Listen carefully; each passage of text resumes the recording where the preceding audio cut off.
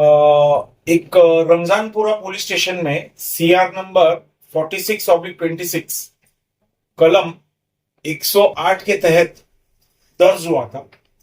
इसमें आरोपी नंबर 1 इम्तियाज करके और नंबर 2 इप्पू करके था।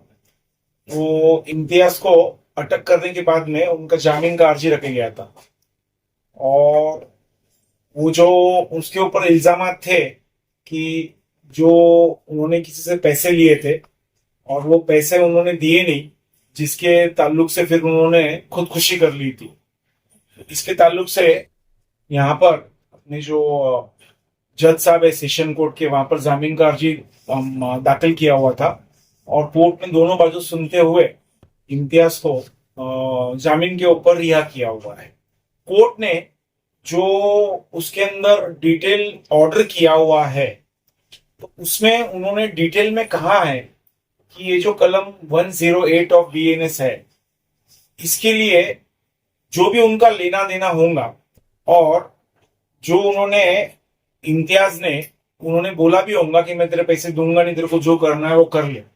ऐसे एफआईआर के अंदर सब का बातें लिखी हुई है और वो जो वीडियो उन्होंने उसके भैया को दिया था उसके अंदर भी उन्होंने सारी बातें बोली हुई है खुदकुशी करने के पहले। तो हम लोगों ने हमारी जब दलील कोर्ट के सामने रखी थी तो हम लोगों ने जो सेक्शन 45 है ऑफ बीएनएस और एक सेक्शन 108 है, तो सेक्शन 45 में जो है वो अबेटमेंट है, यानी किसी को खुदकुशी करने के लिए प्रवृत्त करने का।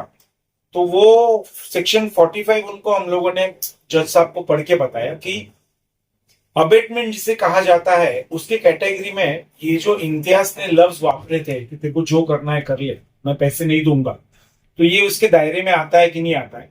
और साइमल्टेनियसली सेक्शन 108 जो है, जो खुदकुशी करने के लिए प्रवृत्त करने की जो कलम है, तो उसको भी उसके भी दायरे में नहीं आता है। तो कोर्ट ने हमारी सारी दलीलें सुनने के बाद में ये जो अबेटमेंट है, खुदकुशी करने के कितने दिन पहले वो इम्तियाज ने ये बात बोली थी, उसके दोनों के बीच में है ना ऐसा ताल्लुक होना चाहिए। कुछ महीनों पहले बात बोली और आज आप खुदकुशी करेंगे तो नहीं चलेगा। जैसे मैंने अभी बोला आपको और आप किसी ने जाके खुदकुशी कर ली तो उसके बीच में जो गैप है, वो जो बोलने के बाद में वाकया है, जो गुनाह है, वो तुरंत होना चाहिए।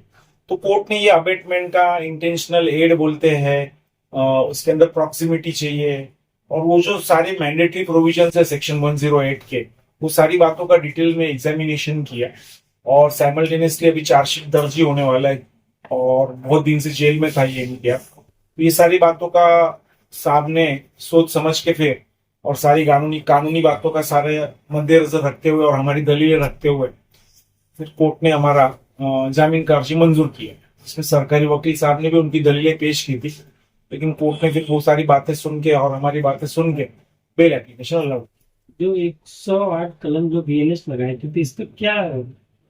इसके अंदर ऐसा है कि ऐसी स्थिति निर्माण कर देनी चाहिए कि जहां आदमी को खुदकुशी के अलावा दूसरा कोई रास्ता बचता नहीं है, जिसको अपन बोलते हैं अबेटमेंट टू कमिट सुसाइड, यानी किसी को खुदकुशी करने के लिए हम लोगों ने प्रवृत्त तो बोलेंगे अपन, हम लोगों ने उसको ये करना चाहिए कि तू ये कर ले, तो वो 108 वो आता है उसके अंदर। उन दोनों का कुछ तो भी पैसों का व्यवहार था, लेकिन वो उसके ताल्लुक से उनमें थोड़ी नोक झोंक थी और वो ताल्लुक से फिर जब वो पैसे नहीं दे रहा था इम्तियाज करके आरोपी नंबर 1 जो है, इसके लिए वो गुनाह दर्ज हुआ था, उन्होंने खुदकुशी कर ली थी।